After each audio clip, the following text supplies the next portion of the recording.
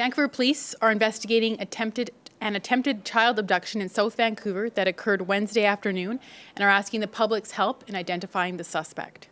Yesterday at about 3:30 p.m., a 13-year-old girl was walking home from school near Kerr Street and Southeast Marine Drive when she was followed by a man in a black four-door newer model sedan with gray interior. The driver stopped and told the girl to get in his vehicle. This young girl was approached, she listened to her gut, and she knew that something wasn't right.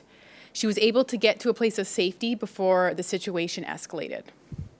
The driver is described as a white man with a dark or tanned complexion. He appeared to be between 25 and 35 years old and between 5'9" and 6 feet tall with an athletic build. He has short brown hair and dark brown stubble on his face. He was wearing a black long-sleeve t-shirt and Ray-Ban style sunglasses. Something distinctive about him was he had a plastic or a clear plastic wrap over a tattoo on his neck, so we believe that the tattoo was pretty fresh. Investigators are looking to speak to the driver of this black sedan or anyone who might have information about this incident.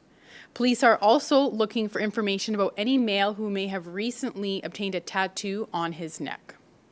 Anyone with information or anyone with dash cam video from October 14th between 2:30 and 4:30 p.m. in the area of Kerr Street and Southeast Marine Drive is asked to call investigators at 604-717-0603, or you can call Crime Stoppers anonymously at 1-800-222-8477. Are there any questions? We'll start with the room first.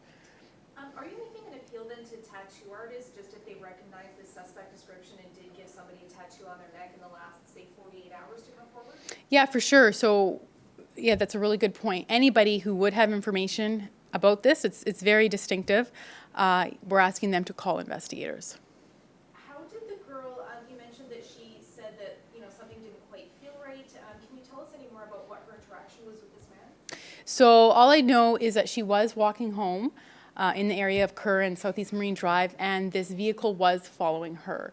The details of that I can't get into, but from her recollection of it, she was being followed. He then stopped and told her to get in her car, at which point she knew that this wasn't a good situation, and she got to a place of safety and called for help. Do you know, was his demeanor, was he threatening, or was it more like a, hey, come on in kind of thing? Do you have any sense of that? That I don't have information on, no. But regardless of what it wasn't right to her, and she didn't feel safe in that moment. So, and we always plead that to the public, whether it be this situation or other stuff that goes on around the city, whatever doesn't feel right to the person that's involved, they should call 911, and she did absolutely the right thing. I looked at the map. There are a number of elementary schools that are kind of near there because it's close to a golf course and a big park.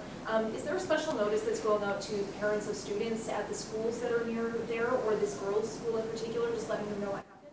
That's something that we are going to look into. I can't say for sure that we've been in contact with them, but they do receive this information, and what they do with that information is up to the school.